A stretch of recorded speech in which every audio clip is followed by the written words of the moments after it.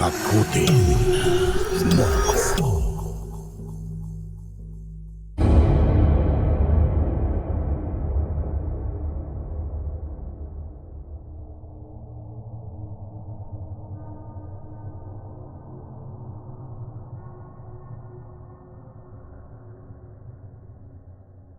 Ako po si Dante. Likas na sa ating mga Pinoy ang pagiging mapagbigay. Nasa kultura natin na magbigay ng pagkain sa kapitbahay. Pero dun po sa aming probinsya, kapag ikaw ay magbibigay ng pagkain, ikaw ay mapagkakamalang isang vampira. Paanong nagkaganon? Ganito po ang mga pangyayari. May isang lumang kwento na hanggang ngayon ay buhay pa rin sa aming lugar sa probinsya. Tungkol ito sa isang babae na mapagbigay. Ngunit lingid sa kaalaman ng kanyang mga kapitbahay, ang babaeng ito ang maghahasik ng lagim sa kanilang buong baryo. Ang nasabing babae ay isang magandang dilag na ang pangalan ay Melinda. At ang kwento ay iniwan daw ito ng kanyang mga magulang nung siya ay bata pa. Wala pa daw itong planong mag-asawa o magkaroon man lang ng kasintahan, kaya kahit patuloy ang pagdating ng mga manliligaw ay wala itong sinasagot. Walang masabi ang mga kapitbahay tungkol sa babaeng ito. Halos araw-araw ay nag-aabot siya ng luto niyang pagkain sa kahit kanino. Bagay na ikinatutuwa at pinagpapasalamat naman ng mga taga doon. Ngunit ang hindi nila alam, ito ang simula ng pagbuo ng isang barangay ng mga vampira. Tahimik naman ang baryo na yun noon. Ngunit sa pagdaan ng panahon, unti-unting nagkaroon ito ng masamang reputasyon na ikinasira ng baryo kaya nawala sa kabihasnan. Bigla na lang daw kasi nagkaroon ng vampira sa baryo na yon. Pero ibang klaseng vampira. Hindi ito kumakain ng buhay kundi ng mga bangkay. Isang kwento ay nang minsang dalawin ng isang matandang babae ang libingan ng kanyang bagong libing na asawa. Nagulat ito sa kanyang naabutan. Butas na ang nitsyon ng kanyang asawa at wala nang laman dito. At hindi lang ni minsan nangyari ito kundi napadalas na. Dumami ang kaso sa mga sementeryo na kinukuha ang mga bangkay ng mga bagong libing. Hinalauna ng iba ay mga magnanakaw, ngunit nakakapagtaka.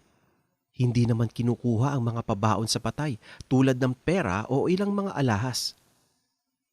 At mas malala pa dito, kahit sa lamay pa lang ay may mga kaso na nawawala na ang mga bangkay.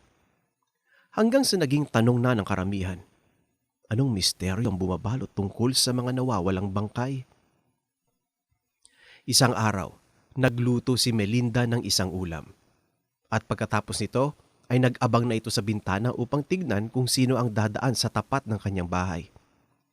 Sa pagkakataong iyon, si Erning ang unang dumaan. Tinawag ni Melinda ang binata at binigyan ng luto nitong ulam na nakalagay sa plastik. Pag-uwi ng bahay, inaya ni Erning ang kanyang mga magulang na kainin ang ulam na bigay ni Melinda. Pero kakakain lang daw ng mga ito at si Erning na lang mag-isa ang kumain ng ulam. Naubos niya ito. Nang kinahapunan, lumabas si Erning ng bahay.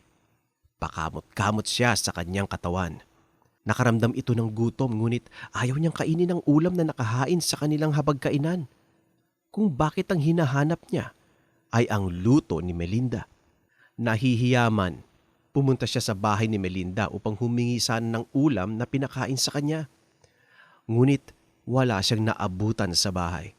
Habang naglalakad siya pa uwi, ay may nakasulubong itong karo ng patay. Sa di malamang dahilan, natakam si Erning. Sumunod siya sa prosesyon ng patay hanggang sa sementeryo at nakita niya kung saan inilibing ang bangkay. Tinandaan niya ito at umuwi muna sa kanilang bahay.